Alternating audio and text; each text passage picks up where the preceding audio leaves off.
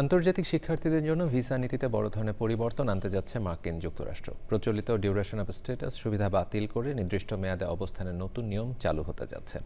প্রস্তাব অনুযায়ী অধিকাংশ শিক্ষার্থীর জন্য সর্বোচ্চ 4 বছরের অবস্থান সীমা নির্ধারণ করা হতে পারে। এর বেশি সময় থাকতে হলে নিতে হবে নতুন অনুমোদন। রোকসানা তারিনের রিপোর্ট। মার্কিন যুক্তরাষ্ট্রে আন্তর্জাতিক শিক্ষার্থীদের জন্য বড় ধরনের পরিবর্তন আসতে যাচ্ছে ভিসা নীতিতে।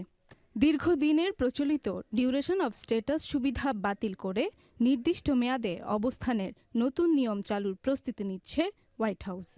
ব্লুমবার্গ লয়ের এক প্রতিবেদনে উঠে এসেছে এই তথ্য। বর্তমানে এফ ক্যাটাগরির ভিসাধারী শিক্ষার্থীরা তাদের পড়াশোনা চালু থাকা এবং ভিসার শর্ত মেনে চলা সাপেক্ষে কোর্স শেষ হওয়া পর্যন্ত যুক্তরাষ্ট্রে থাকার সুযোগ পান। তবে নতুন প্রস্তাবিত নীতিতে সেই সুযোগ আর থাকছে না। নতুন নিয়ম অনুযায়ী শিক্ষার্থীদের জন্য নির্ধারিত হবে নির্দিষ্ট সময়সীমা। এই সময়ের মধ্যে পড়াশোনা শেষ না হলে অবস্থান বাড়াতে পুনরায় আবেদন করতে হবে অভিবাসন কর্তৃপক্ষের কাছে।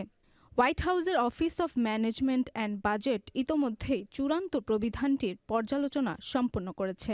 ফলে যে কোনো সময় এটি আনুষ্ঠানিকভাবে কার্যকর হতে পারে।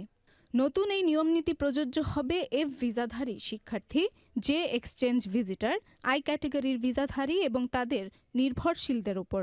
অধিকাংশ শিক্ষার্থীর জন্য সর্বোচ্চ 4 বছরের অবস্থান সীমা নির্ধারণ করা হতে পারে। এর বেশি সময় প্রয়োজন হলে নিতে হবে নতুন অনুমোদন। উল্লেখ্য, 2025 সালে এই পরিবর্তনের প্রস্তাব দেয় যুক্তরাষ্ট্রের ডিপার্টমেন্ট অফ হোমল্যান্ড সিকিউরিটি। যদিও প্রথম ট্রাম্প প্রশাসনের সময় এই পরিকল্পনা নেওয়া হয়েছিল, তখন তা বাস্তবায়ন হয়নি। এবার হোয়াইট হাউসের চূড়ান্ত পর্যালোচনা শেষ হওয়ায় আন্তর্জাতিক শিক্ষার্থীদের জন্য এই নতুন নিয়ম বাস্তবায়নের পথে আর কোনো বাধা থাকছে না। Roksana Tarin, channel I.